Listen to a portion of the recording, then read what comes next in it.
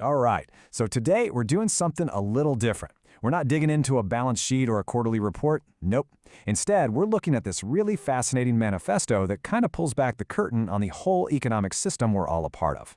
It's called the Manifesto of Unsold People, and trust me, it kicks off with one heck of a story. So get this. Picture a 19-year-old college dropout. She's got this big dream, a surprisingly deep voice, and she's always wearing this signature black turtleneck. She walks into rooms with the smartest investors on the planet, and somehow she convinces them to fork over hundreds of millions of dollars for what she calls a revolutionary new medical device. And Wall Street?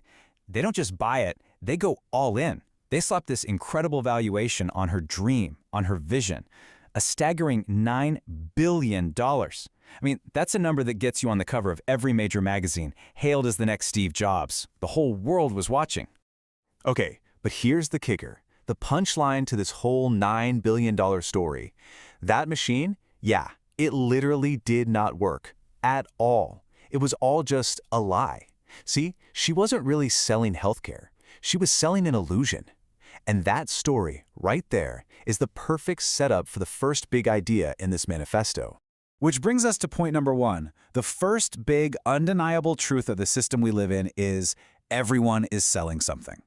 The manifesto puts it pretty bluntly. If you didn't know that before, well, you do now. It's like the basic fundamental transaction that makes our entire world go round. Think about it. Some people sell big, world-changing ideas. Actors, they sell us cinema. Musicians sell us music. Most of us, let's be honest, we just sell our time for a paycheck. But, and this is the key point from the manifesto, the people who make the real money, the ones at the very top, they sell lies. I mean, look no further than the Wolf of Wall Street, right? Jordan Belfort didn't sell valuable stocks. He sold the illusion of getting rich quick to people who are desperate. And man, it made him a fortune. And that reality, that some of the most profitable things to sell are lies, leads us straight into the first huge revelation from this manifesto, the nature of the market itself. And its core rule is, well, it's pretty simple and maybe a little brutal. Here it is. The more people want what you're selling, the more money you make. Period. The manifesto is crystal clear about this. The market doesn't care about morality. It doesn't care about justice or what's right. It only cares about demand. It's just the market. And there's no better example of this than the 2008 financial crisis. Wall Street created something the market was absolutely screaming for: easy money. So what did they do? Step one, they created these super toxic mortgages for people who frankly had no income. Step two, they bundled all that junk together. Step three, they slapped a shiny fake AAA rating on it. And then, step four, they sold this giant lie to the whole world as a safe investment. And you know what? The market rewarded them with unbelievable profits, right up until the whole thing came crashing down and nearly took the global economy with it.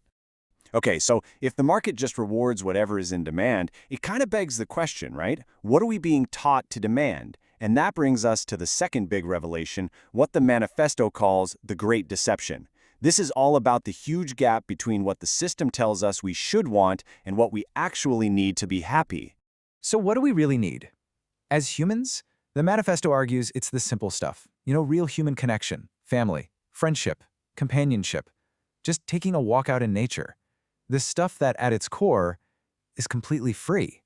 But what are we taught to chase instead? This, a number. The manifesto points to this image of the modern billionaire, sitting all alone in some $100 million fortress worth $3.2 billion, but totally cut off from any real normal human connection. It's like we're taught to trade our actual humanity for a high score in our banking app. And this is where you can see just how broken that logic really is. The manifesto poses this really dark but fascinating thought experiment. It says, hey, if survival was literally your only goal, the safest career move you could make would be to commit a crime, right? You'd be guaranteed food, shelter, healthcare for life. But that's not freedom, is it? It's proof, the manifesto argues, that the system we've all built is just fundamentally flawed at its core. So why? Why do we chase it so hard if it doesn't bring us what we really need? Well, revelation number 3 has an answer, and it's a big one. Money is a lie. Or, to be a little more precise, it's just a shared story that we've all collectively agreed to believe in. The crucial thing to get here is that money itself has no real, intrinsic value. It's not like gold or water. Its power comes purely from our collective belief in it. Just look at Enron. Back in 2001, this company was supposedly worth $63 billion. But But it was an empire built on nothing but belief and some very creative accounting. The instant people stopped believing the lie, poof, that $63 billion just vanished because it was never really there in the first place. The Manifesto has this great line for it. It says, money is just pure vibes, a collective hallucination.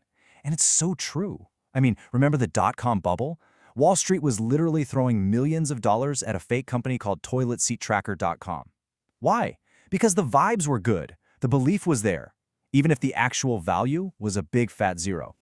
All right, so if money is this big shared lie that we're all sold on, the next logical question has to be, who's selling it? Who are the architects of this whole system? Well, according to this manifesto, the whole hierarchy starts with the people we see the most, the politicians. They're the ones selling us the big ideas, the promises, the vision for how our society should work. But who do the politicians work for? The Manifesto argues that ultimately they work for the corporations and the banks. In the end, they work for money itself. And this all leads down to what the Manifesto says is the only question that really truly matters. Who works for whom? Are the banks and corporations there to serve the economy and the people? Or are we all just here to serve the banks? The Manifesto suggests the answer is pretty obvious when you look at the evidence. When the whole system went into meltdown in 2008, what happened? Wall Street, the ones who caused the collapse, they got a $700 billion bailout. What did Main Street get? They got soup lines and lost homes. Not a single major CEO went to jail. The profits were kept private, but the massive losses? Oh, those were socialized. They became everyone's problem.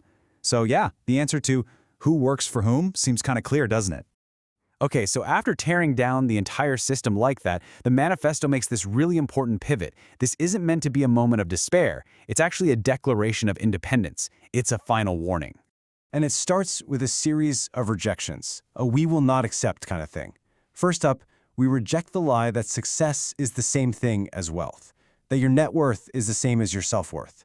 Next, we reject the systems that make money off of our isolation, our fear, and our obedience. The systems that reward us for just falling in line instead of thinking for ourselves. And finally, it doesn't end on a rejection. It ends on a choice. It says, we choose people over profit. We choose real relationships over empty transactions. And that right there is the final thought, the ultimate takeaway from this whole manifesto. Once you see how the game is played, once you see the strings, you can't be played in the same way again. Look, you still have to live in the system, right? But now you can do it consciously, because you understand the most powerful truth of all. Nothing is sold to you without your permission. So the only question left for you is, what are you going to give your permission to?